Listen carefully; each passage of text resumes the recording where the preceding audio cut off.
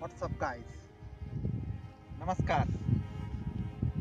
आज आपण या ठिकाणी म्हणजेच नरेश्वर मंदिर आणि नरेश्वर मंदिराचा हा परिसर असा एकदम शांत, सुंदर, काटेरी झोपे, फुलझाडे, एकदम मस्त परिसर आहे. निवांत, कुठली दगदग नाही, चिंता नाही, काळजी नाही. साधारण आजचा विषय मी तुमच्यावर शेअर करणार आहे. तो विषय समजा काटेरी झुडपेच समजा. आयुष्यामध्ये अनेक वेळा अडचणी येतात, प्रॉब्लेम असतात, त्रास होतो. त्यामागचं काटेरी झुडपं कशी त्रासदायक असतात, तसेच जीवनामध्ये येणाऱ्या अडचणी आणि अवास्तव ठेवलेल्या अपेक्षा याच्यामुळे जो मनस्ताप, त्रास सहन करावा लागतो आणि मन कोसळतो.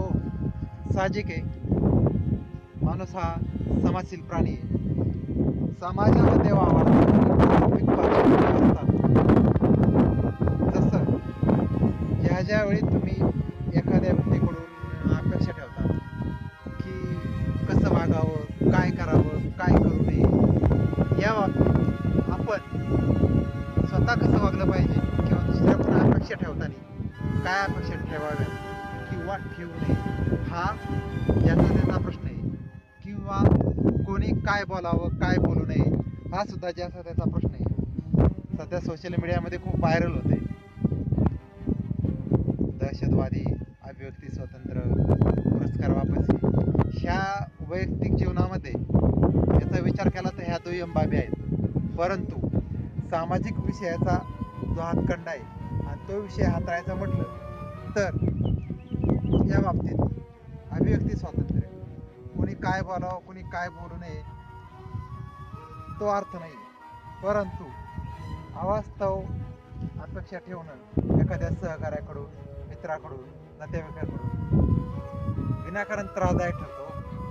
का, कशासाठी, कोणासाठी, कधी, केव्हा, काय काय करायचं किंवा काही नाही करायचं, किती दिवस, या ज्या मर्यादा आहेत या जर आपण पाळल्या तर भविष्यामध्ये जो त्रास सहन करावा लागतो तो त्रास सहन करावा लागणार नाही.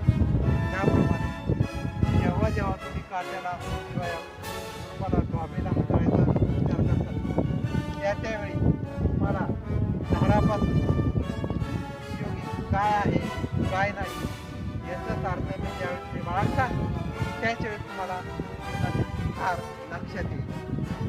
काही लोक काय बडबड करतो, अरे बडबड काय, काटा कुठं, आयुष्य कुठं, प्रॉब्लेम कुठं, अडचणी कुठं, नाही मान्य आहे, परंतु ही तुलना करावीच लागते.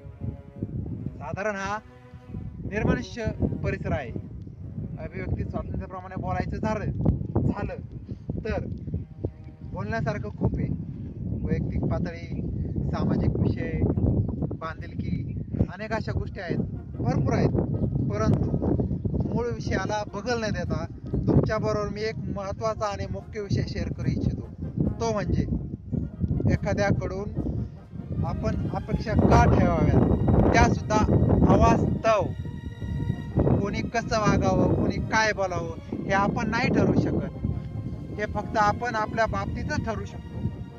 त्यामुळे कोणाकडनं ही अवस्था, अपेक्षा जर नाही बाळगल्या तर भविष्यामध्ये होणारे गैरसमज, अडचणी, त्रास या गोष्टी टाळता येऊ शकतात. परंतु कुठल्या गोष्टीला किती महत्त्व द्यायचं, कुठली गोष्ट कुठं थांबवायची, कधी बोलायची किंवा बोलायचं नाही, हे जर प्रत्येकाला ठरवता आलं आणि योग्य वेळी योग्य निर्णय जर घेता आला तर भविष्यामध्ये होणाऱ्या अडचणी, त्रासदायक किंवा होणारं नुकसान हे निश्चितपणे निर्णय टाळता येऊ शकतं.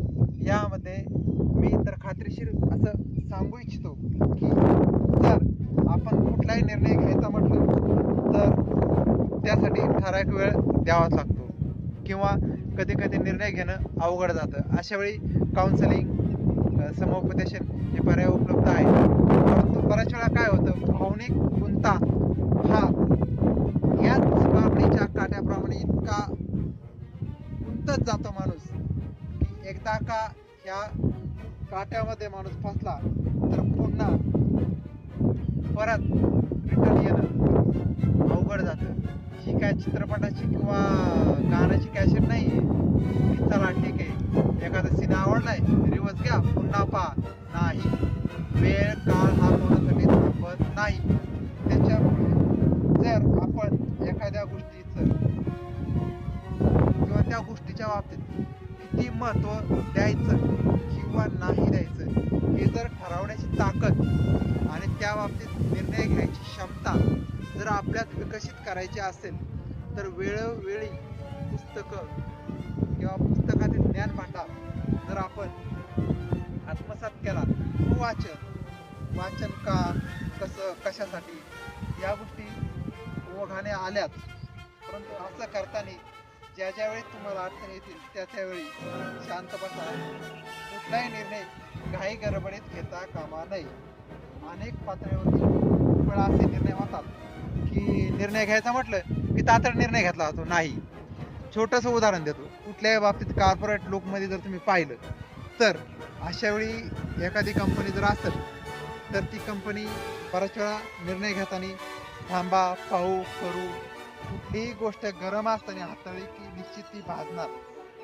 त्रास हा वस्तूला हाताळणाऱ्या माणसालाच होणार, अन्यथा ती वस्तू ठेवणाऱ्याला कधीही होत नसतो.